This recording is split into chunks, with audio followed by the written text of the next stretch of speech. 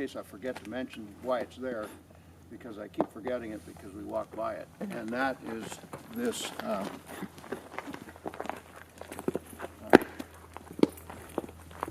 it's an important little thing. Not a little thing. But if you see this this block of concrete, it's in the trees there. Oh, yeah. Yeah. So I'm not going to tell you what that is right now, but it's an important thing to know about. If you'll see some pictures later of this. There was a big building here, which was a TV broadcast, actually a full studio. Anyway, we got one more person. I know that person. Took care of it today. Yeah. Well, she's my neighbor, and she made the. Did you see the thing we built for? Oh, this is really? Yeah. Okay. Yeah. You were telling me. Yeah. They have a full-service factory in the bushes next to me, and they make all kinds of cargo nets and stuff. This is not an advertisement for their business, but But the truck is. oh, and Ed too. Ed even showed up. Hey, Ed, you got a coat? Oh, yeah. Oh, hey. Finders keepers in this case. Hey. Yeah, hi, neighbor.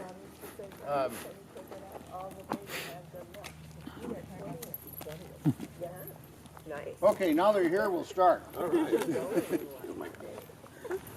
What I think would be good, it's going to be warmer in front of the tower. So let's go there, and we'll start this up there. And look, there's some. We got somebody else coming.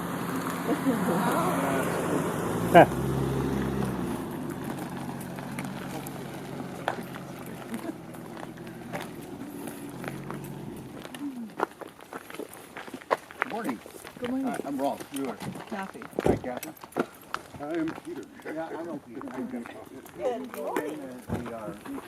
The prison room and bring that music stand down. Sure, yeah, sure. I've got a key to it. It's open. Okay. We're going to leave it out this way. Pardon me? We're going to leave it out. Well, it was 9:02. I mean, Island time. Come on. Sunday morning. so, well, we'll see if there's any Yes. local people That's always why it's just you and your Hello. challenge me Bike ride with this morning? real facts. No, no. Do I look red? You got some spots on your face. Oh, that's paint. I thought, gosh, I should. And he said he gave you some stuff too that he had. He did. Great. Some of it's in the book. Oh, I excellent. have this. Good. He'll be excited. Yeah. So how early do you usually get here? Well, on Sundays for about 20 years, no, maybe 35, maybe almost 40 years, I've been coming here and sweeping this out or working here. Oh, not just going to church? Or that is going to church? Well, I used to be going to church. Church was just me coming off, and I met Earl, started working for him, and Corky North, remember Corky North? Yeah. And then we started having coffee, and it expanded into this thing we call church. But for at least 20 years, I just sat up here by myself. Except from one president lady came on one day. Yeah. With a sled. Oh, Andy? Yeah. Yeah. Have to slide down the mountain. This is Rolf's sister. I'm trying to get behind you. It's all right. You're Rolf's sister. I am Rolf's sister, Carol. Yeah. Good. Nice to see you. Well, are you ready for the facts? Sure. The best way for... I don't have stock. I think I can stand here and you can look at the tower and I can...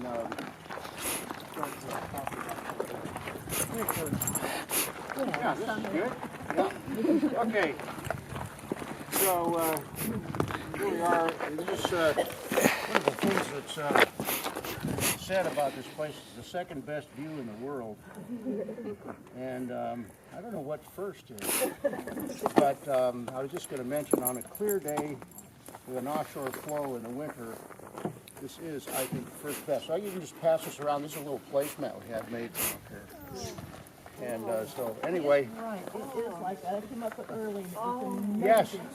Amazing. It's in the middle of the winter, snow everywhere. It was beautiful. Yeah, if you remember the steel tower was here, we would sit up there and just take pictures of each other. We had those pictures, and then after like 10 years, we thought, hey, these pictures are pretty cool. And so anyway, some of them I made into cards.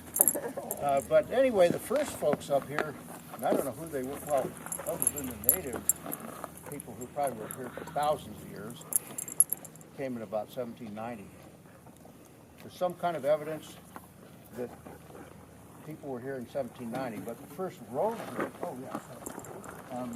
was built in 1893, and it came from Olga. And it was here to service the 9 homesteaders and the gold mining companies that owned most of the mountain. And so, and of course people came up here. The road came, if you, most of you know see a lot of local people here, so know about the bridge that's halfway up. The road actually came behind the bridge, it came east of the bridge, it came straight from Olga, and in 1893, Olga was a long way from East Sound. And so the East Sound people and the Olga people were like a different planet. As a matter of fact, the whole island had lots of little towns, little villages, that kind of thing. And so the people in East Sound were kind of jealous that Olga had a road and they had a town and they had more people. And so there was a guy named George Gandy who owned what they call Waldheim Lodge. And he started the what they call the Citizens Improvement Club of East Sound. And they raised their own money, $4,000, and built their own road to here. And that road still exists, and actually many parts of it are now again drivable, except that somebody put a big gate up. But you can imagine that it was quite a road. When you say it comes here, do you mean it comes up here, or Yes. it comes? Wow. It comes up actually across from Summit Lake. The homesteaders were, they were doing all kinds of things. They had truck gardens, and the Summit Lake used to be a rice paddy. Oh. That was a big experiment. They tried to grow rice there, and it didn't work out. And they raised the dam in 1948. The same time they raised the dam at Mountain Lake. And so that was the end of the rice paddy business. Who put the gate up? Pardon me? Who put the gate up? Well, I'm not really sure. But if you wanted to escape from here, you better have your bolt cutters exposed. We had like a few weeks ago, we had to give the lecture. Somebody's car exploded on the road, so the whole road was on fire. And I went down the road, and there was the gate. I thought, me without a bolt cutter? I mean, that isn't right. So, but anyway, the first car to come up here was in 1911, and there's a picture of it in my book here. I'll actually maybe go through this a little bit. I'm going to talk a while, and then we'll look at the book and go inside and see what we can see in there. It never went anywhere again. It was total. And so that was it. But anyway, back to this. Don't let anybody up here.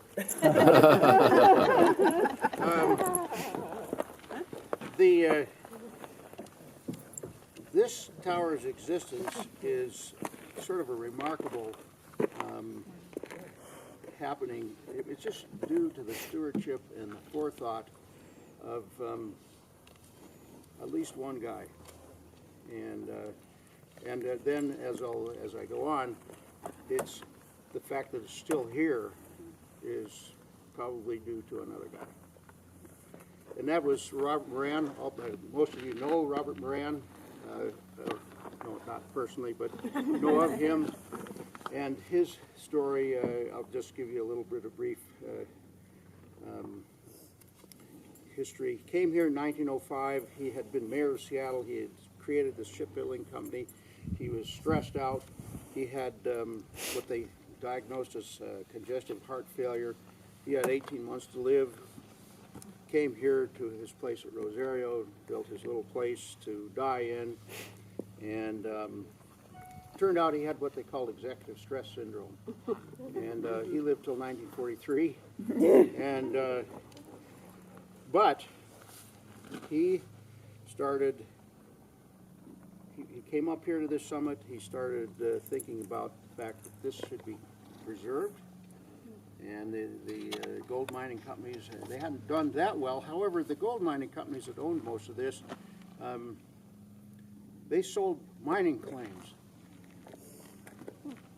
There was never any gold found. But people did buy mining claims, so somebody got money. Yeah. And so we had the 9 homesteaders, and we had the gold mining companies, and Robert Moran started thinking that maybe he would try and buy everybody out, and he did. He between 1905 and 1910, he started buying property. By 1910, he had the idea of a state park, and he slowly bought up the homesteaders' land and the gold mining company's land. And then there was 80 acres, including this summit. And there's 2 stories that go with that. I'm not sure which is the correct one. One was the person who owned the summit, this 80 acres here, was so impressed with, or made to feel guilty, by Robert Moran's generosity that he donated it. The other story is it was owned by a woman from LA who held out for 80 gold pieces, which Robert Moran provided. But anyway, there wasn't any state park service. There was no money to support a park, and it took Robert Moran a lot of campaigning and a lot of hosting people up here, including Edmund S. Meany, who was with the University of Washington, and also the chairman or the head of the Mountaineers. Brought these people up, wined them and dined them, brought them up here, had meetings on the summit, and but it took 11 years to convince the state that this should be preserved. And so on July 18th, 1921, this park was dedicated. I think it's just an incredible happening. It is. And so anyway, people, but there was no ferry boat, and people, they came by little boat. The local people, they started building campsites and building paths and so on. And then the ferry showed up around 1928, 27, 28, and things changed. But things really changed in 29. In 1929, as you know, the stock market went into quite a tailspin. In other words, like a complete crash, and the U.S. economy went to pieces. And in the ensuing years, more people were out of work, more people were basically on the streets, including a lot of young men who needed work. And then the Dust Bowl added to this mess. And so, by 1933, President Roosevelt was elected and inaugurated, and 5 days after his inauguration, he proposed that the CCC, the Civilian Conservation Corps, be created. he proposed, he called it, it was part of the New Deal, he called it. And he outlined the need to put people to work and generate some, get people, get the economy moving. The truth is, the CCC was the idea of a woman named Frances Perkins. She was his only woman cabinet member. She was Secretary of Labor, and she had outlined this whole thing, and basically Roosevelt read it to us. And very few people know who Frances Perkins ever was, but she's the one who outlined this thing, and it went, these are her words. I propose to create a civil conservation court to be used for simple work, not interfering with normal employment and confining itself to forestry, prevention of soil erosion, flood control, and other similar projects. More important than the material gain will be the moral and spiritual value of this work. So, yes, so anyway, I know we're going to get to the tower here. Within 4 months, they'd brought 275,000 men had been conscripted, had been inducted, whatever the word is, and in the end, there were 1,400 camps, and over 4 million men worked for the CCC. And one of the camps was Camp Moran. And the other one was the bug station. How many people know about the bug station? That was the acronym for Friday Harbor Laboratories. And even though my parents met there and I worked there as in college, I didn't know that the building I stayed in was built by the CCC. So anyway, the significance of that is that the life in the camps was not all work. And the bug station had their basketball and boxing teams and baseball teams, and ran a ferry between Rosario and Friday Harbor, ferrying these people back and forth. But most of the CCC guys came from the East Coast and Chicago, and where there were big hubs of unemployed guys, and they were not really told much about where they were going. They were just going west, and to everybody it meant California. As a matter of fact, they had never traveled. One guy said he'd never seen a tree. And so as it goes, one story is we danced around the office singing "California, Here We Come." And we were put on the Empire Builder, and we ended up in Anacortes. And that was, some of them refused to get off the train. And then they were told they were going to go on some boat to this island someplace, and they said, well, we're not leaving the United States. The thing that saved it, though, is a lot of girls came down to check these men out as they got off the train. And so they thought, well, maybe it's not so bad. So anyway, for the next 8 years, these guys came here and worked and created this structures in this park and this tower, of course, and a lot of other things. And the first thing they did was improve the road up here so an actual truck could drive up here. And so that was an important factor. And then the state started needing to hire design professionals to do stuff, build these picnic shelters, towers, and so on. In the end, the CCC built 3,118 towers around the country. That's just towers. I'm not talking about picnic shelters and bathrooms and other various things. And so one of the things that was sought after was a place here for shelter and a place to watch for fire. And so anyway, there was even a dance hall up here. And I can't remember if I ever saw it, but it was talked about when I came here as a small one. But I never saw any evidence of it. There's been a little bit of evidence I've seen of the homestead houses. I'm sure some of you have probably seen them along the path to Twin Lakes. But one of the things that I did remember about one of the places that had a lot of gun slits. So anyway,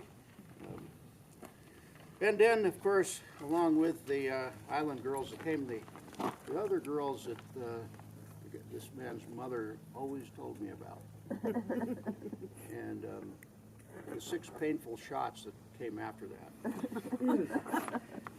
So anyway, Ellsworth Story was hired by the state to create projects here, and he was very keen on coming here.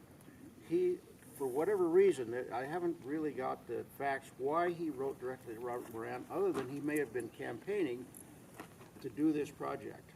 And he wrote to him personally and submitted his 3 concepts for this tower directly to Robert Moran, because he felt, well, Moran's got the money, he's interested in doing this, and maybe I can finagle my way in here. It's not clear that Ellsworth Story was that popular with his superiors in Olympia. And so all of that is a little bit hazy, at least in my mind, how he got here, but it wasn't all roses. But he did get here, and of course, there were 4 designs, and you'll see them inside here. And the 4th one was the one that was picked, and it was done by a man named Roland Kof. It was not an Ellsworth Story design. And the reason was is that Ellsworth Story, wanting to cater to Moran's shipbuilding background, made things that looked like ships. One of them that looks like a big mast and kind of European style, like castle-like and so forth. And the state wanted things that used native stone and native wood and so forth. But whatever the case, Story got here to supervise this project in 1935. So anyway,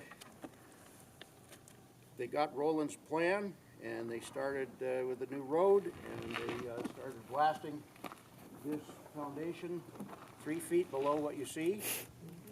And according to this, the story is that they stored their dynamite in the oven, which is kind of interesting. But there were 28 men who worked here. They hauled 216 yards of this stone, and it was like 2,000 tons or 1,000 tons on old trucks.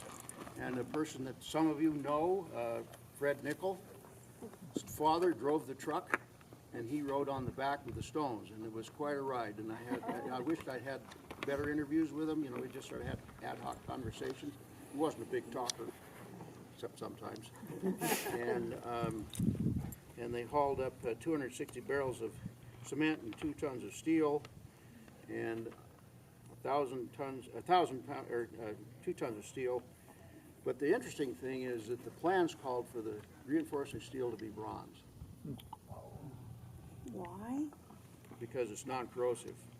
It's a lot of salt air, and that turned out to be a huge error in the past years that we've found out.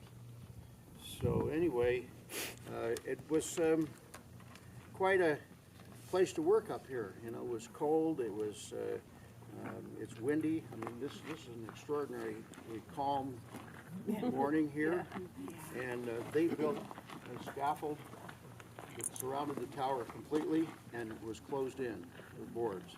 So they worked inside, and they also needed water. And so the nearest water was at Summit Lake, 4,000 feet from here, 280 feet down from here.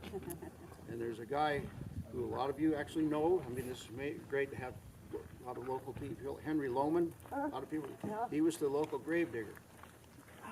Dug by hand the water line that came up here, and it was in service until 2009, and it was not broken. It just didn't meet the state regulations. So anyway, that's just a little side light. But Story is also known for his invention of the Ginny Wing. And the problem was is that the money that was allocated to the CCC was for labor and material. It wasn't for equipment. And so they had to get one of these big cylinders, really some really big ones, which I've actually tried to handle myself. Up there, the Ginny Wing was a wooden crane affair that could be moved up the side of the scaffolding. It's a precursor to what we use to build these steel towers. It's called a jib boom. So as you build, we move the boom up. That's how the Ginny Wing worked. And that was his great invention.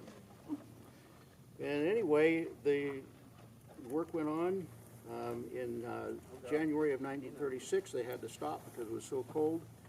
On January 4th, 2003, when you were working here, it was 3 degrees here and blowing 70 miles an hour. I have some pictures of that day. I can just imagine what it must have been like for those guys. Pretty radical. But it got done. It was topped out on July 6th, 1936. We found the signatures of all the guys that worked on it on the boards that are under the shingles on the roof sheathing. And there's a few. By 1939, the tower went into full service observation for fire and for guests. The people who were working as fire watches, these were their dorm rooms. And so they had a bed, they had a little stove, they had electricity, and they had a dedicated phone line. And many of you know that we had like 10 party lines around here. That's how you found out about your neighbor's business. Is, you got on the phone. And the reason for that was that if a fire was happening, if something was I'm excited to see the final compilation. some emergency, they needed to get out. And you could still see the glass insulators on the trees where this line came up from Olga. And there's a few. Burling knows where most of them are. I don't. I know where a couple of them are. And so, anyway, they worked 48-hour shifts. That's what it does. And then they had time to relax. Another woman, this little house is the shop, was also a dormitory, and a woman named Betty Markham, who still lives here, lived there. And she is one of the 2 people who have told me they have experienced St. Elmo's fire here. And St. Elmo's fire is, I'm not a scientist here, so is when you have highly charged clouds and a lot of a difference in charge between the ground and the clouds, like lightning, the electricity will find a sharp pointed object and travel down the object to the ground. And the result is plasma, like if you guys, people who weld, you see around the pool in electric welding, you see a light. Well, this thing glowed like the tower was aflame. And Betty Markham saw that once. She said there was a guy up here and his hair stood on end and she never saw him again.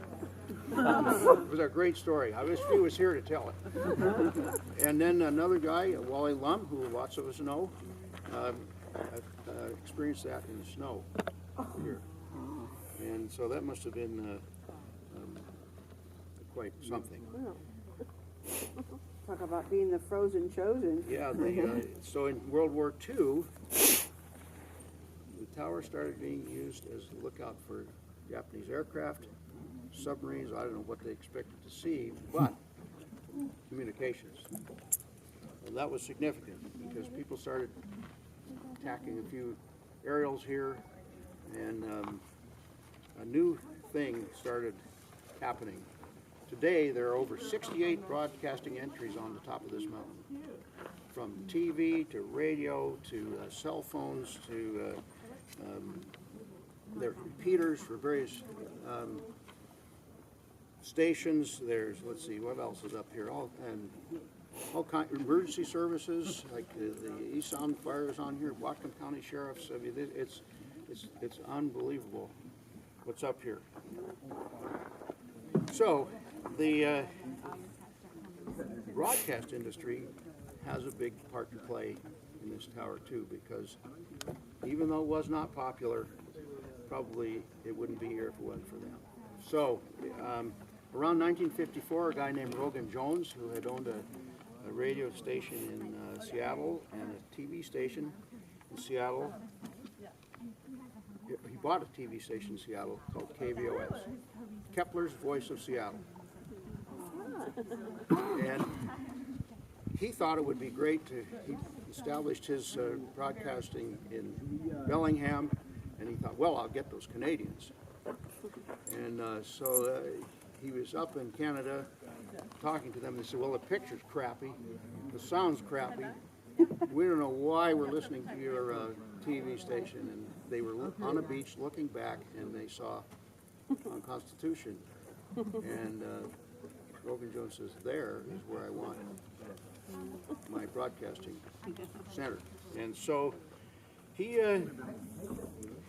said we would get a clear shot of both Vancouver and Victoria. So we got busy, and he made a deal with state parks, who always like, oh, they want money, you know. They agreed that he could put his equipment on this tower, on the stone tower. He could build a steel tower in time to accommodate this equipment. And so by 1956, he bought a used tower, a used transmitter, and they stripped tank radios out of World War II tanks for communication, and they put together KVOS, and a man who lots of us know by the name of Early Manley, came to work to build this thing. And it was what they called shoestringing. Apparently the first antenna was built with some configuration of old file cabinets and other pieces of steel until they got the steel tower going.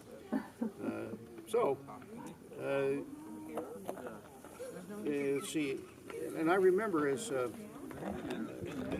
they built a building at the base of the path here, which got demolished, which is another long story, and they had full-time TV production there. And so as a young kid, we'd come up and we'd come to the tower. That was always the place we'd come. There was people like Betty Markham inside. There was a book. The door was a Dutch door, and the book was there. You could sign your name. We looked all over for that book, and it would be cool to find it, because I believe I may have signed it in 1956 or something like that. And so, and the door is missing. It might be down at the bottom of the pier with several things that got thrown off the edge. And so anyway,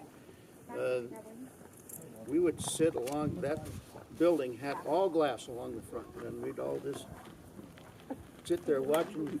They had production and all kinds of stuff going on, and lots of TV screens and electronic stuff, and probably a few sparks. And so anyway, by this time the broadcast industry was sort of flourishing here, and this tower looked like it grew hair. It had all kinds of dishes on here, and even I worked on some of them, and one of the most incredible things that I heard recently was that the dishes that were hung on this side were on tracks, and that so they could do this and they could do this. And so what would happen, this place was manned by 24/7 by Erling and Wally and Corky North and a few other guys. Who was the guy that wrote the book? I'll think of his name in a minute. But Cairo TV would call up and say, you know, we got something happening over in Snohomish. Erling would turn some dials and focus that dish on the news truck, and that was the first live broadcast in Seattle of news. And I never knew what all that stuff did until recently. So anyway, that was pretty cool. And so anyway, the problem was, this is a sandstone tower.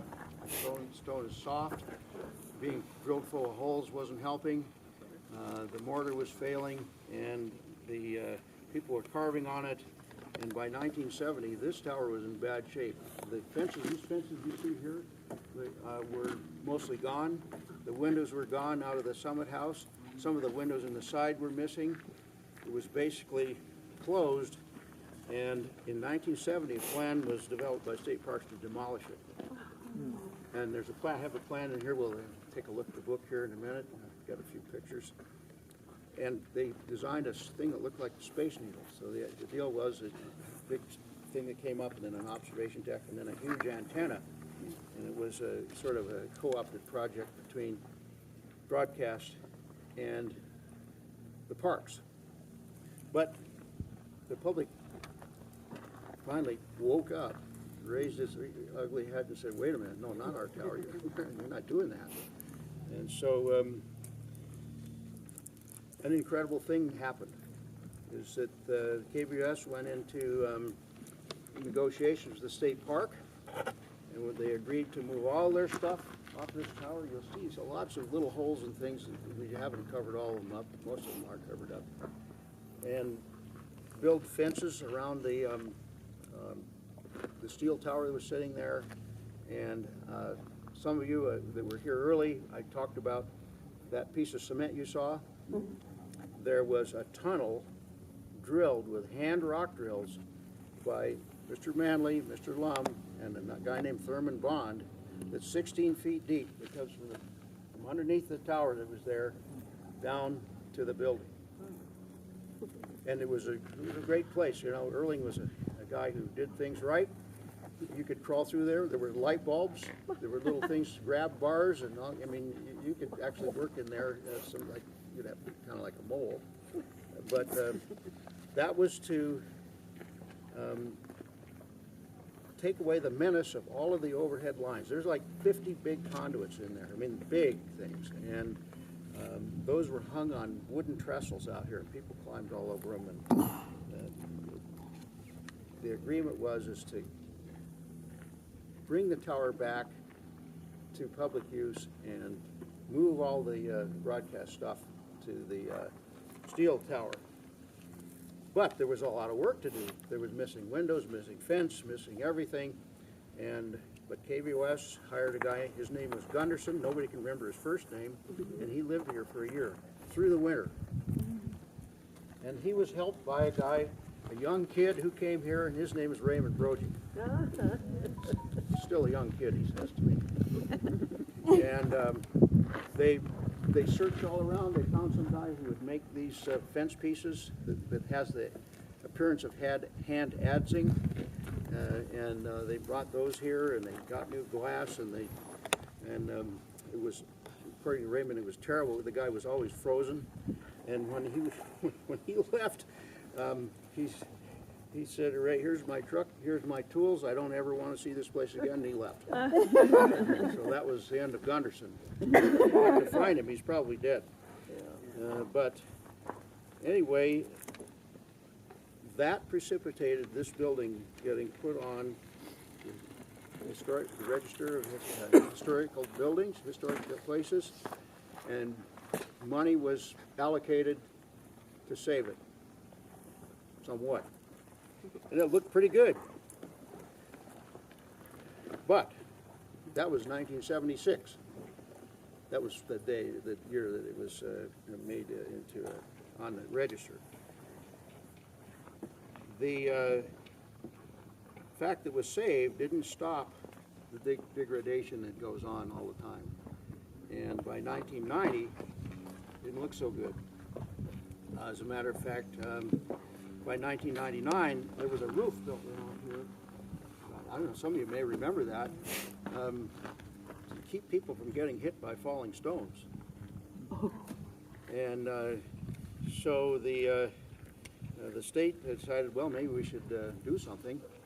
And they came up with a plan to renovate it, and we, my company got the contract to, we replaced, actually, you can see the lighter colored stones, those are new stones. We replaced 107 stones. We pulled off and reset 1,200 stones. Not only that, the summit house on the top, the wooden building on the top, was held in place by rebar hooks. And there was less than an 1/8 inch left of that rebar when we took it apart. So it was about time. So anyway, we thought we fixed it. 2004, it looked pretty good. But what the engineers had neglected to do was x-ray the slabs.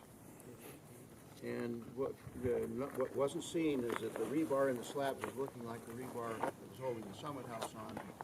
And probably some of you know I ride my bike up here, sit up here, look around, and saw a brand new work, a big crack in it. And I thought that was sort of strange, but maybe I'm just sort of seeing things. And the next week the crack looked bigger.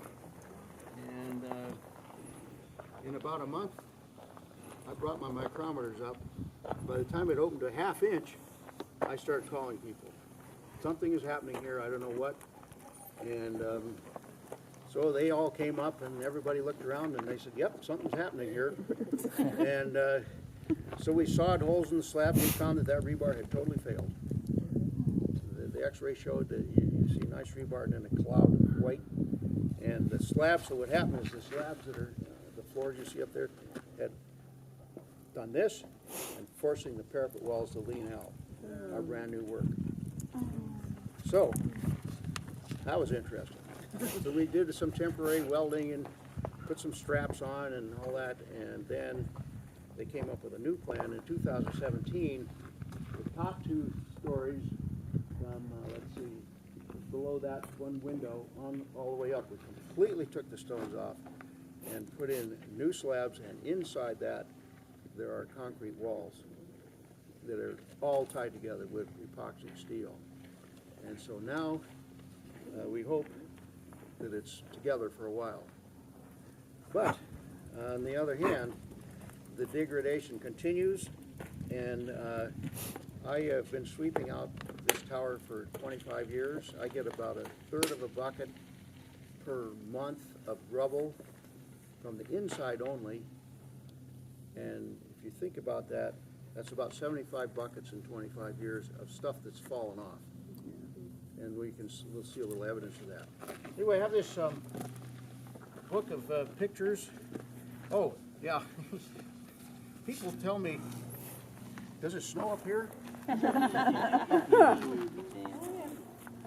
Oh, the birds crap in the woods. 3 inches? They told you 3 inches? I've seen 6 feet here. I'm sure Kevin has seen 20, trying to do things.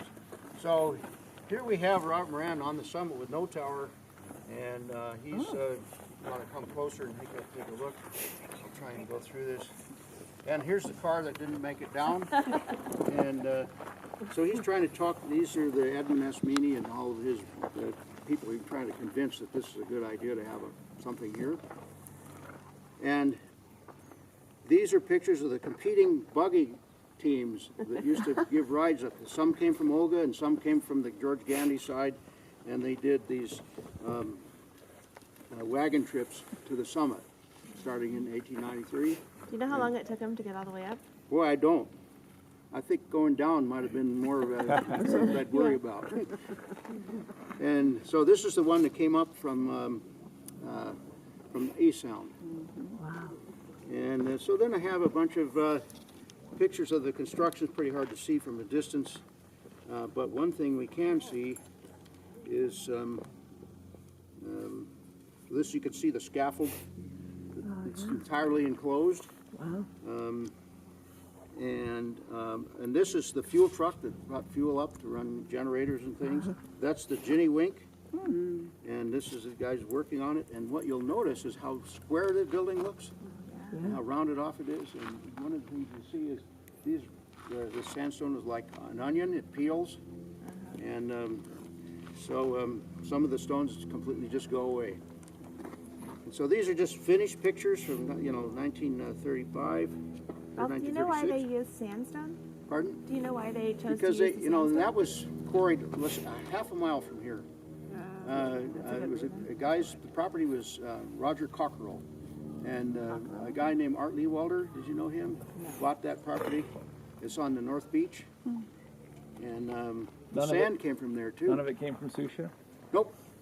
Well, I can't say that for sure, but the Roger Cockerell property was the listed property that the stuff came from. Sioux Chief provided the cobblestones for Seattle. Oh, okay. And also Waldron. Oh. You know, there's a trolley out on Waldron on Point Disney. That was for stone wagons. And so that's another little bit of history. And, Hey, Rolf. yeah, The sandstone on Sioux Chief is a different color. Yeah, it's a different formation. it might be. Yeah. It's more of a yellow color. This was just in front of what is now the Gene Max property. Yeah. Well, yeah. Roger Cockerell Cockerell's Lane. place was out past there. So was Art Leewalder. So maybe who knows what the lines were really are then. But what's interesting, so you said that, is that the stones were replaced, and you see a lot more of them on other facets, are lighter in color. And And where'd you get the new stones? from Tenino, Oh, they closed that that quarry also. And these two guys, Al Reddick and what was the other word? Or Ed Burlingame. These were two guys that worked on the crew. Building this tower. They both came to the opening. They both passed away. This is Bob Kelton. He was the chief engineer. And his family still has a place out in West Sound. It's actually that house that's sort of on stilts in the water that you could never get a permit for a billion years now. And these are, these are just the exit papers that you signed, when you got out of when you were released from the CCC, which was in around 1941. These are these dishes, and this is the other tower that was here. People don't remember that was here, but it was quite a place to work on a clear day. The broadcast wasn't always popular here. People thought there was like Big Brother watching everybody, and so some very sort of defamatory articles were written. by high schoolers. But I do think What year is Yeah. this is 1994. I could have been involved. You better not admit it, girl. that? That sounds like your headline. Here's those rotating discs that I talked about. Oh, wow. And this is the guy. This wouldn't be here without this guy. I just know it. He would never admit it. He's very shy because he always worked hard in the background. And he was the engineer. He didn't even have to look at this tower. But he came up here, he swept, he changed light bulbs. He told me when stuff was falling apart. He would, and he gave lost people rides. He warmed them up when they came up and didn't have enough jackets. I mean, he's that kind of person. The kind of person that we all think we should be. So this is that's the old TV station. The newest car here is a '56 Ford. So kind of be plastered against that. I mean, that was the A1 cool thing to do. Come to Eriksen Island, go immediately to the tower, and watch TV.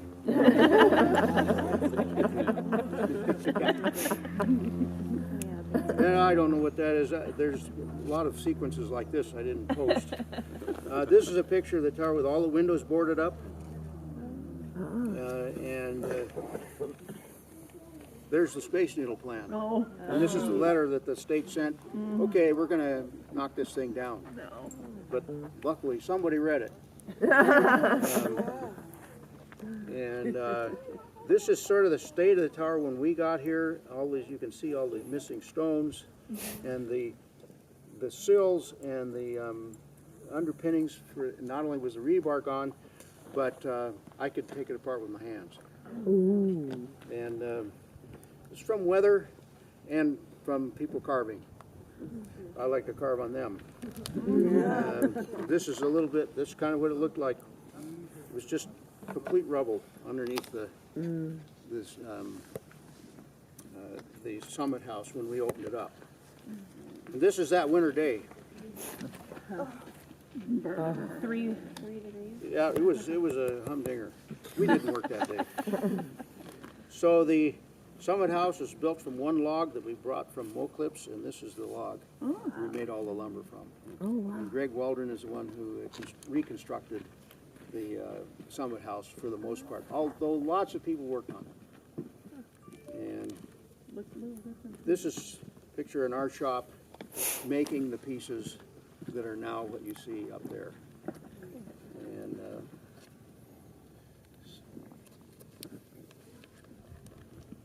this was cutting stones. We had stones strewn. We had a big fence here, stones strewn all around, and the masons say we need this shape or that shape, and we'd try and saw it. And then, of course, it shouldn't look like it's sawed, right? Yeah. So we'd have to hit it with a hot torch, make it kind of pop, look like it was like we really it was an original stone. It was kind of a science. The guys who did the masonry were from Canada. They were really good. I was going to say, was Steve Cohen involved at all? No, and what the problem was there is that he totally could have done this, but he didn't have the right ticket. That's the problem with these preservation jobs. If you're not part of the American Institute of Conservators and you don't have this ticket or that ticket, you can't even bid on it. It doesn't matter if you're the best guy for the job, which is slightly backwards in my opinion. There's a guy on Lopez whose dad worked for Ellsworth Story who couldn't do it either. Who's that guy on? David Steinberg? David Steinbrook, yeah. The name of his company is Great Huge Stone Things. So anyway, that's some article I wrote. And so this is taking all these stones off. You see all the numbers on them. We had them strewn all around because to put in concrete walls, we had to saw the backs of the stones off so there's room for the wall, and then put the stones back and have it look like the picture we took before we started. Oh my God. And of course some stones kind of came apart in our hands. Is that Brandon Bolt there working? Pardon me? Is that Brandon Bolt? No, that's the guy we hired from Spokane. It doesn't look like Brandon Bolt's shirt though, doesn't it? Does, right? He's like shorter than me, so Oh, no. it wasn't Brandon. No. I just know it. And that's with everything gone off the top here. And this is when we opened it. Looked pretty good. And this is a little card somebody made, and this is the steel tower when we dropped it. Whoa. What year was that? 2009. A lot of people don't remember it. Anyway, so if you want to, if you're not too bored, we can go inside and talk about a few things. Thank you. Thank you. Well, are you going to, is this published? Are you going to publish a copy of this? Well, I hadn't thought of it. You should. Mom will buy one. Yeah. Yeah. 2 or 3. Want me to carry this up? Yes, please. That would be good. Thank you. You're welcome.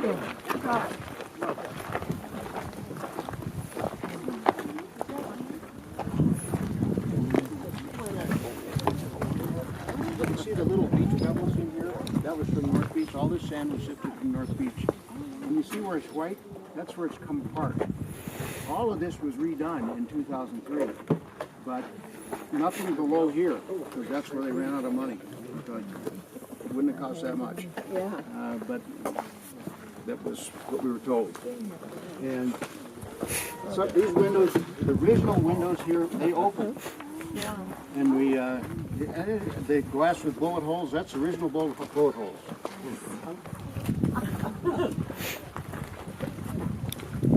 Morning. Morning. Back coming here. Excuse me. So, I've got pencils. Well, don't fill it out yet, I might screw up. Just to catch everybody while they're here. When you pop the stone off, are there concrete walls in here? It's just two stones thick.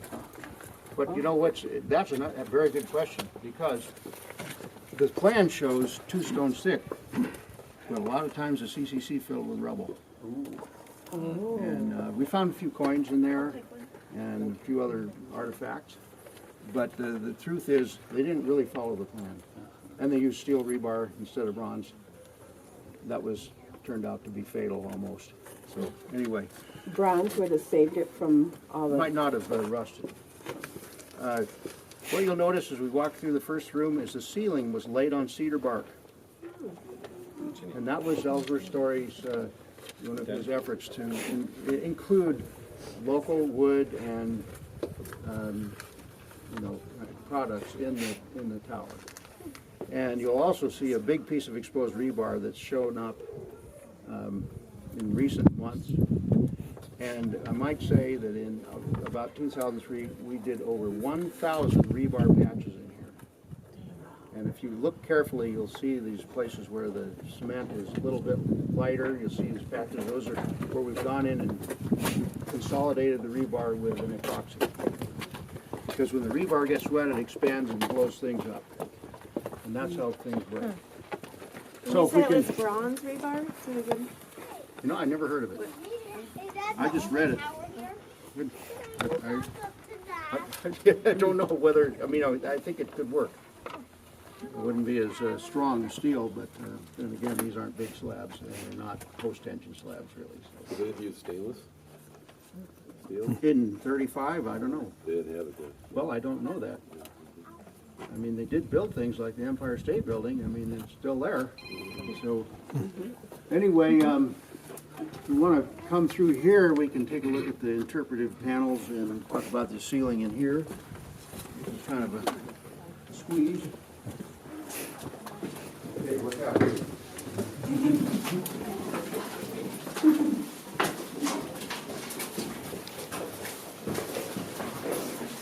You notice this ceiling is laid on cedar bellows.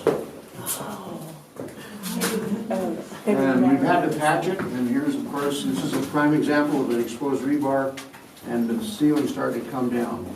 So forever we have to, you know, I collect these little pieces if I can. I've got a whole collection upstairs of various broken things that we have to put back someday. We hope. And so these were Ellsworth Story's design. You can see this. This is really a ship design. This is sort of European. This too. But this is Cope's design. And that's the one that was used here. So anyway, we'll go up to the next room. And if you want, you see the concrete band.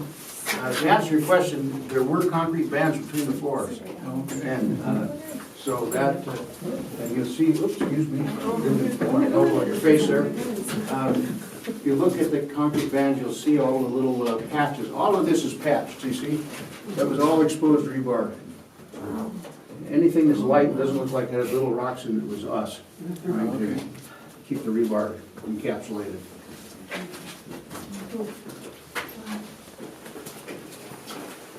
Come on through.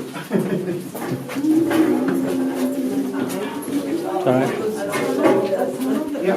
From the bottom of this building down to the TV set? Yeah.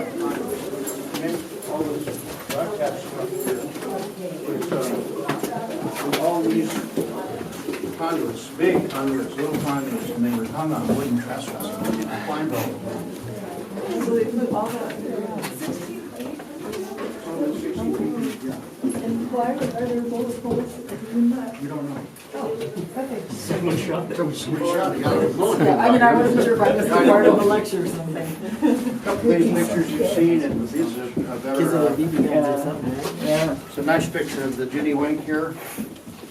And yeah, maybe they didn't like tell her story, but they did like his Ginny Wink.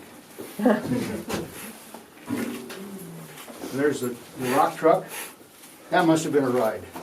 I mean, thank God for a manual transmission on the way down. I tell you, that must have been hot brakes.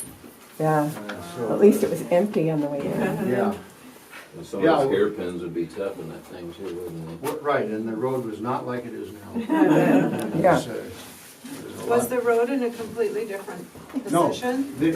by this time, the road that we We came traveled. up, it was pretty much in place. And it's been widened and it's been worked on. But I tell you, we've brought a lot of long things up here, and those hairpins really get your attention. Right. Yeah, some of those antennas that we have over in the other antenna farm are 80 feet long, and we just have to have a forklift come behind the truck and pick the rear end around and walk around the corner with the back of the trailer in the air. And it's always, about 2 Xanax a day when you do that. And you can see rebar, these are all rebar patches. I mean, it's sort of subtle, you don't really notice it until you really look at it. But for me, I see it all the time. Yeah. We go up here to the prison room, get a few things to say up there. So this door is an original CCC door. The hardware's original and the construction's original. The one up there, it was boarded up and that door went missing. Oh, somebody has it. So we had to rebuild it. Yeah, or it went over the cliff. I don't know.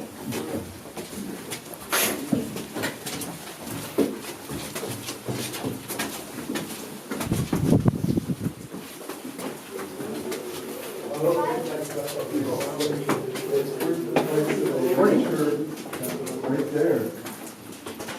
So you can, Windows like, like you look up there and it's so like. this, get a few more people in here. This door is a rebuilt door. And what's nice about it, I mean, it's just, we tried to do this with some kind of a planer. To make it look You have to make it look healthy, right? But this hardware was made by Tim Simonian. Some people know him. And it's pretty darn nice. I mean, it was a heck of a job he did. Yeah. A lot of local guys worked on this project to bring this thing together. You can see here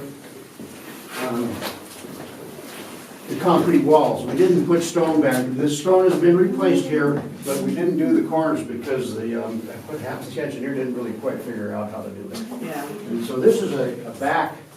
There's another reason. We probably used the other half of this stone. So this was the stone work.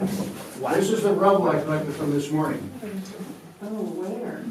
Everywhere in here, everywhere I sweep it out. And this is typical. In one day? Yeah, since last week. Oh, okay. Because last week was here. So as you, if you think about it over years, and this is only in the interior. The exterior you could have a fine, like there's probably all kinds of stuff falling around in the exterior, because it's taking the weather, it's taking the brunt of the pressure from the elements and the carving public and so forth. Rolf, can I ask a question? Sure.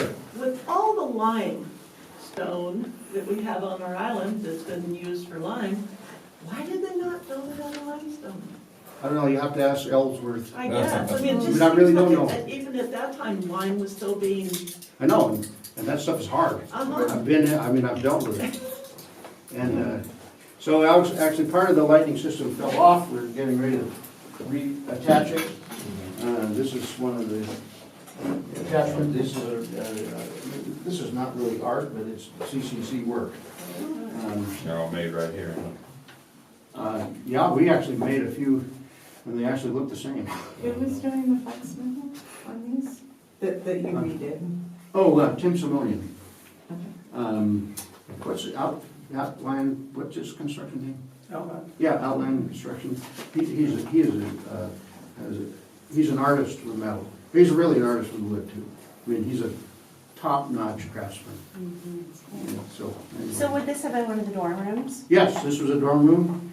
As a matter of fact, this was boarded up and locked up, and the windows were gone. And actually, what happened is this, one of the mistakes they made also was that this slab sloped to the center. And so there's a big lake would occur up there, and that's what probably took out the rebar. So somebody bored a hole in that corner and ran a pipe out the window, and that's how it was when we started here. And so, but when we opened the door, there was a pair of handcuffs hanging right here. And so, whoa, what's that? And so we dubbed it the prison room. It was already called that. Growing up as a kid, we always thought it was the prison room. Oh, it was good. boarded Okay. up. Well, maybe I co-opted the name, but, It was always the prison room, because it was locked up. It was like, what's in there? yeah, Yeah, that's the right. prisoners. Kind of like, I keep my stuff, well, this is my stash of extra stones. And I'll show you, well, there's already stones falling off. It's a continued thing to keep this thing here. Yeah. Chris Doherty did these windows. Some of you know him. They are original windows, as many parts as he could save. And but they're not openable like they were. So we can go up and see what we can see up above. Pardon me? That was part, that was part of Gunderson's partition. There were partitions in here when we came. And they were like all rotten and everything, but they were stuck to things. And he tried to insulate it, and it was wet and cold, and the guy was not in a good mood, but he did a lot of good work. The guy that was here for a Yeah, year? and I think the fact that he could go down there and have hot coffee and Erling took care of him, probably kept him Made all here. the difference.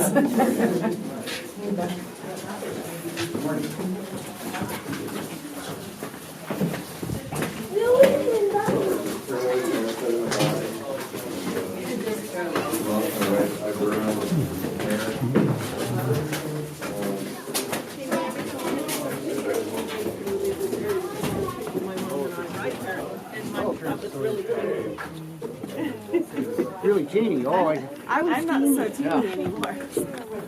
So these are the boards that Raymond, Rogie, and Gunderson found. They found a guy to make these boards, and you'll see the fences that were around the electronics equipment.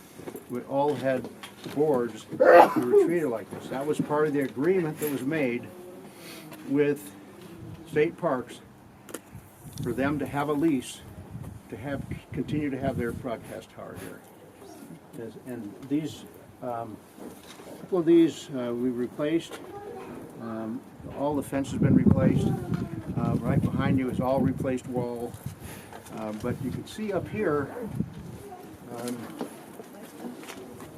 piece of this stone is just gone. You can see all this mortar has been replaced at least twice in the last 25 years. And you can see the light part of it. It's just eroding away from wind and rain. I mean, it is wild up here. You can hardly imagine. There's times I've been here, you could not stand where I'm standing. And so the rocks just get peeled. And so it's an ongoing challenge. So I don't know whether we can get up much, but you can go up and, well, the thing about the carving is, according to the state, what the Secretary of the State's guidelines for the rehabilitation and preservation of historic places says that graffiti that's over 50 years old is historic, and you have to save it. The thing is, I recognize some of the handwriting in that graffiti up there back in 2003, and we had to save it. But one woman who I know, Leith Linus, she said, "You took those words out? I carved my name there." Anyway, so we can take another lap up, and just wanted to point out this is a new stone. Most of these stones were gone in 2003, and the whole southwest corner had pulled away from the building. It was just really at the point of a major failure. And these steps have been replaced 2 times. They say that over 900,000 people came through this park last summer, and they think it'll hit 1 million this. And a lot of them came up here. I can tell you. Were you up here the day after? No, I didn't. Couldn't get here. Yeah, right, yeah, that's right. I was here, though, you were with us when we, in 2006. That took us like 2 days to even get here. And all the generators ran out of fuel. Feet of snow and then just Yeah, and we would bring barrels of fuel all the way up here and down this path and down to that old genset because we had moved the Alice, or the Cummins down below. That was a fun. Yeah. Yeah, chains everywhere. There you go. Right. Gary Sale. Yeah. Gary was on the cat when Jason would go off the road. Gary came back on. Gary would go off the road. Jason pulled back. Oh yeah, we've done. Oh my God, I pulled so many people. Even Erling. That day, Erling and Raymond both put their trucks in the ditch, and we chained up a Suburban and came up, and I don't know what they would have done because that snow was up to their waist. They were both trying to walk out, and they're not in the best of shape. And that was before. That was on the first day. That was just last year? No, it was 2006. This is 2006. Yeah. Yeah. There's a new stone already recut. Oh, geez. Ongoing. Oh, that's a suture stone, right? Well, it's a Tenino, it's Susha stone, yeah. Yeah, we were in the desert on last year when this was dead. Yeah. Huh. I was glad that was I bet, yes, I bet. Well, come on up. Yeah, she sent me out to her house. Well, there's a giant fir tree across the road. Anyway, I'm going to end here because we're getting in a glut. there. Thank So, you. Good job. thank you for coming up. Thanks for doing it. Yeah. Thank you so much. Well, Publish your book. It's really great. I want to hold attention because the state's way of dealing with it is to wait for a disaster to happen. Now, I've talked friends of Moron into giving me some money to have a yearly, like a few $1,000s to fix the worst things, like fix the stones that are bad, because maybe in another year that corner will fall out. Well, let's not have that wait for that. And Get somebody hit and then have to close it down. that's right, exactly. Hey, Rolf, that last picture in your book? Yes. The drawing?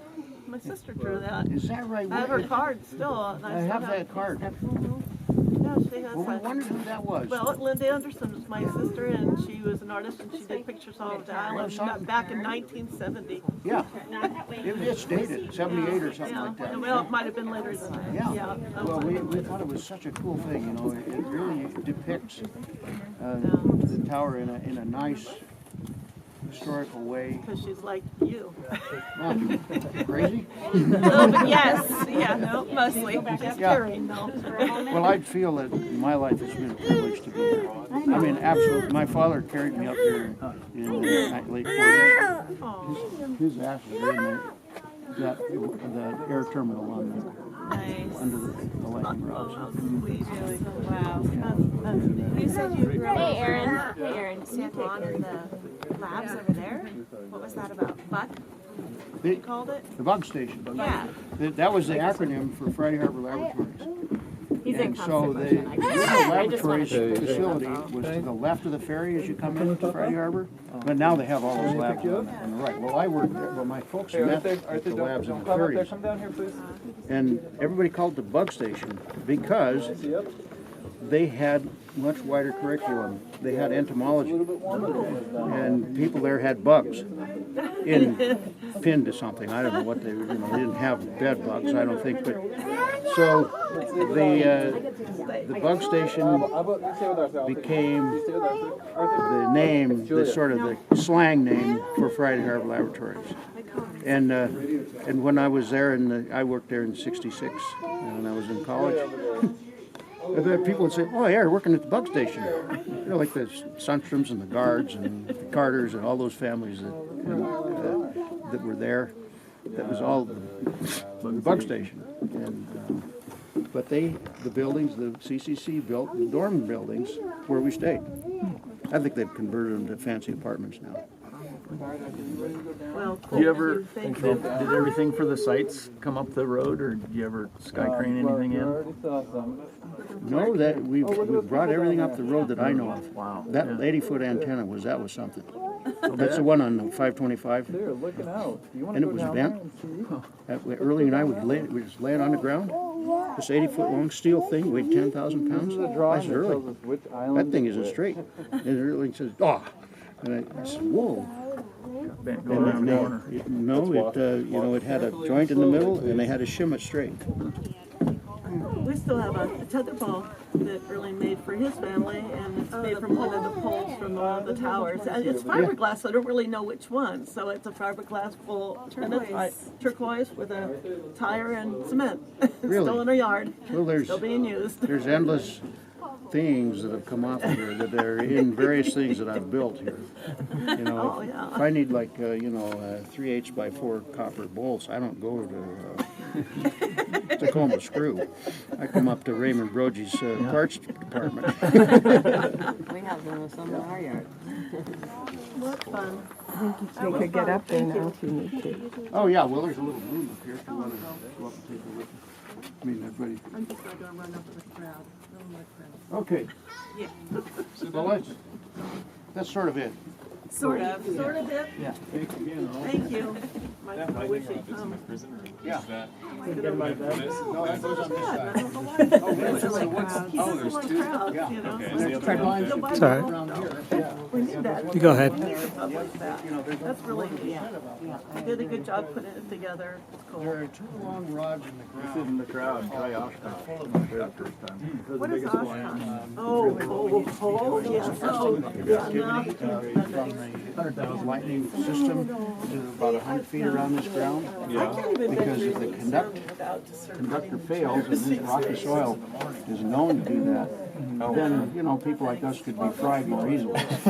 So, is this all the copper? Is that original? Or? Yes. Wow, that's Yeah, fantastic. it is all Crazy. Yeah, because it's completely oxidized. Yeah. Hey, Rolf, was it Alaskan cedar that came down your big log that got used? Remember the one that came from Canada? No, it came from Oak Cliffs. Moat clips, okay. Man, that's so funny. That's on the Washington coast. Washington. By Moat clips, yeah. Quinault, Right, no, right. Kalaloch. Yes. Kalaloch Beach. Right, okay. Vampires. Was it like a yellow cedar? No, it's a Western red. Western red. That was what was specified because that's what was in Oh, it. interesting. And the books say it's fir. Oh, yeah, well, that's not unusual. When you write your book, and you will. We're going to correct some things. And even I make up stuff. There's a lot of things where you're you're bridging the truth a little bit. What really happened with Ellsworth's story? Did everybody really hate him? Or, why is he this famous guy and he couldn't keep a job? I don't know. It's like nobody really wants to address it in history books. But was he the one that you said went straight to Robert Moran? Yes, he did. Well, so he was just somebody who knew how to get things done in a system where things would have gotten done right. Well, I think that's partly true, and I think it's partly he had a proprietary interest in this project. And it was basically the project he's known for his entire career. And he didn't even design it. But then there's a bunch of other literature that says that maybe Roland Cope worked for Ellsworth's story, and that was an Ellsworth story design that Roland finished, or maybe it was his own, but there's no definitive statement about it that I've found. If you find it, I'd like to know. Hey, what kind of pipe did Henry use to get up here? It must have been pretty good stuff. Yeah, it was Erling would know. I can't remember what that was. Couldn't have been poly. No, it was no poly. Yeah. Was it galvanized or was it asbestos concrete or? No, it was a steel pipe. Yeah. We had we abandoned a well at Interlake Camp, which was put in 1927, and it was 2.5-inch steel, and it is still in really good condition. I just built a climbing thing for my granddaughter out of part of it, and it doesn't appear to have degraded or anything. No air on it, it's filled with water. Well, there was that too, that's quite possible. It's like being underwater. But it was in the air. But 1-inch well pipe. Yeah. It had an old, what they call, where's Bobby?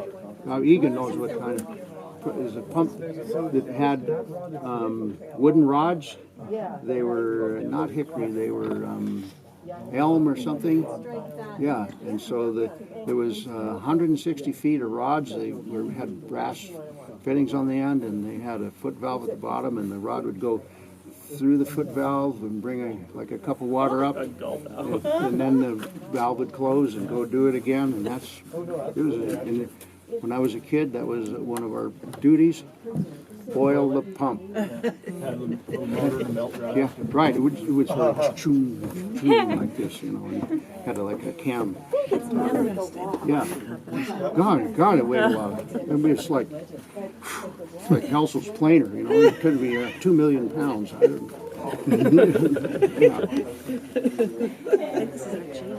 Yeah. Take us up. Yeah. Okay.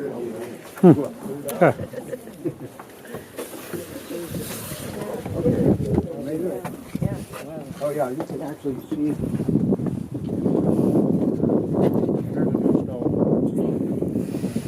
The yellow ones? Yeah. You can see them all over here. Yeah. There. And this is it. I know for a fact that this door was a Dutch door. But you probably remember the book sat on the door. You came and you signed the book. There was no floor in there. And all of the tables, the telescope, they had a telescope, they had a firefinder, which is sort of like a gun sight on an Enfield rifle. And wasn't used to shoot anything, it was used to gauge the distance to a fire. And all of those things were on a cement floor with glass feet. And that was to insulate it from any strikes. Wow.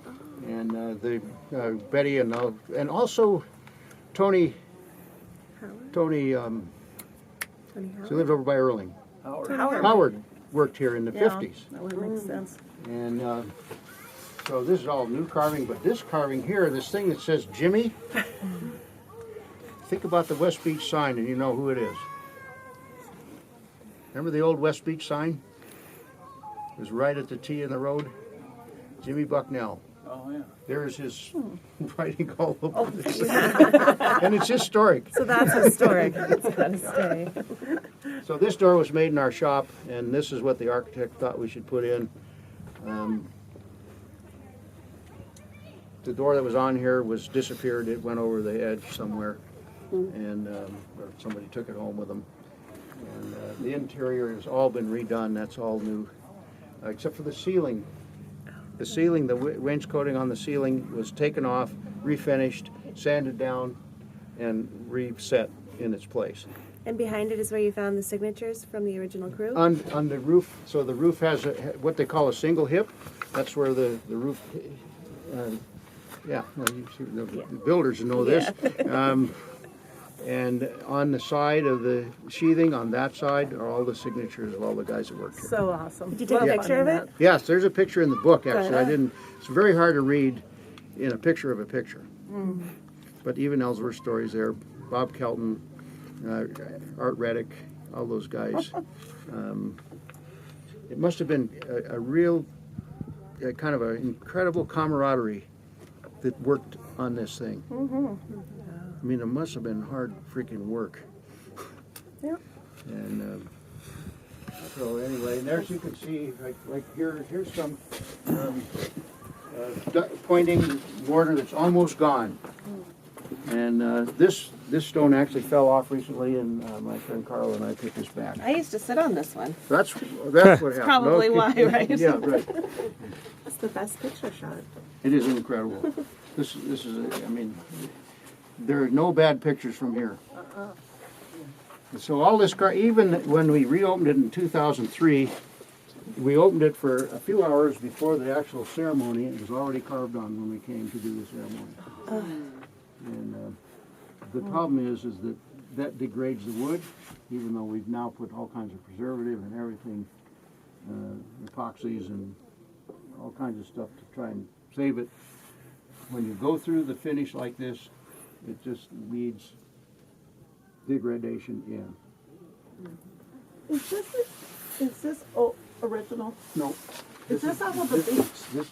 Yeah, we have, that was what was part of the specifications. And isn't that kind of a mistake because everywhere Yeah. we've used it, it doesn't work? You know, that was a mistake. No, that's a very good point. In that sometimes the Secretary of the Interior's guidelines for the restoration and preservation of historic buildings does not make sense even.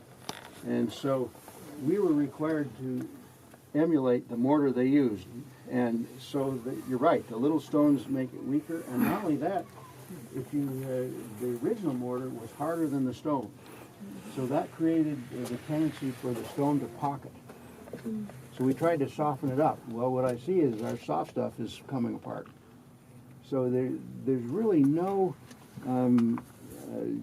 known counter for the kind of beating this building takes. Yeah. And These two, yeah. so this has all been redone. See how quickly these are going. Right. These outside ones. Right. This just a big piece came off of here just last week. And oh, look at this. Hello. And this had come apart recently. Carla and I fixed that, but we didn't. We used mortar with epoxy, and we didn't tell anybody. You might need to have a talk with that guy on the big house that's making these decisions that are bad decisions. I mean, But we've made the point. You know, they hired the engineers. The engineers got paid, I don't know, $300,000 to miss the rebar. That's wow. Wow. And so and not only that, we got a $630,000 bathroom down there, and they wrecked a building that they declared was rotten. But I know, and you people know, if there was something wrong with that building, that really in the old days, Erling would say, you go down there to Joe Bond, and you get that board, and you get the right one. That was the way he worked. And so I know there wasn't rot there. Yeah. And all that siding, it was just 110 tons went to the dump. That's sad. Except the building inspector who caught the guys without a demolition permit got some of the siding. He kind of traded. Well, I won't turn it in, but I'm going to have some of this. Anyway, what do you think? Well, I think Will needs to get on this because he's Right. Yeah. Well, the engineer that was hired by the state, I don't know. I do aerospace stuff, not building. Ah, Yeah. Hey, you're up in the air. Well, this would probably burn up on reentry.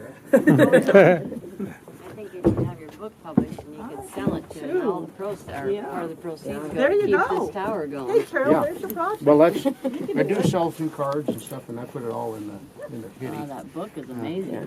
That would be a big seller. And it's every so often, like Lynn Roberts is around here somewhere. He all of a sudden like, whoa, I got a picture of that. And he had the picture of Bob Kelton. That was a great picture. Yeah. So it's open. Does that typically stay locked up now? No. Oh, it's open. It has a very hard self-closer on it for a reason, because a high wind will blow it open. And there's a little lock that was supposed to be on there. That lock has gone missing. I don't care about that other than the fact that you could lock somebody in there. Yep. Oh. And about Got some candidates. 1970, I was living with Doc and Lucy Banks and all the kids. Yeah. And this is the place, and the gate wasn't closed, so we could come up here at night. Right. And this is the place to come to watch a meteor shower. Totally. I remember you bringing us up here to see the Northern Lights. Yeah. We always made our trek up here. Like Erling would tell you.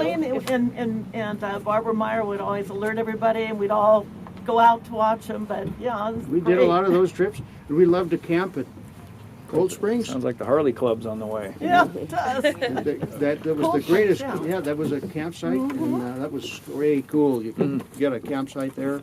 Oh. And the water had a hand pump, and it was so good. I'll bet. Yeah, it was so good that the state decided it was poisonous. Yeah, right. I'm sorry they messed with our water, but that's why I bought our property when we sold our old property. I said, Mike, we have to be on Olga water. I love, the water comes out of the ground, it's fine, but Olga water, I'm sorry. I love it. Yeah, well, it comes out of the stream that comes off Mountain Lake. Yeah. Yeah. Yeah. We've experienced all the fun of that when it froze up and 2 weeks with no water and no power, no telephone. Poor Maybe the Mandy. water's magic. I Just loved comes out of it. the wall. My clients tell me that all the No, I time. really Just did. like up the other side of the wall there, Absolutely there's a pipe and a lake. It's endless. Well, let's get the book published. Who knows if it is? Thank you very much. Oh, you're welcome. It's been a lot of fun.